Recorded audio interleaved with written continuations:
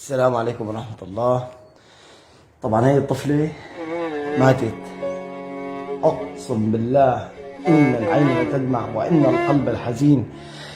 أقسم بالله هي البنت ماتت لأني لا عندهم أكل ولا عندهم شرب. رسالتي لهي العالم اللي بعفرين، اللي بتعرف حالها، اللي راكدة ورا الدنيا ومتاع الدنيا وتاركة هي الأطفال تموت عنها. نحن لا عنا قصف ولا عنا حصار، بس هي الطفلة محسوبة إنها محسوبة علينا. جبتها على بيتي كرمال تتغسل وتدفن، لأني أهلها ما معهم حق كفن ولا معهم حق يحفروا قبر.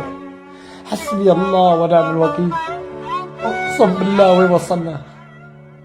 هي الطفلة صار لها 3 أيام ما آكل. العالم عزيزين نفس ولا رايحين عن حدا ولا جايين عن حدا ولا طالبين. بالصدفة بدق لي إنسان وبقول عندهم الله يعلم شو عملنا. فبتفاجئ اليوم بدقوا لي وش الصدف، بيقولوا لي ماتت البنت وما عندنا محل ندفنها.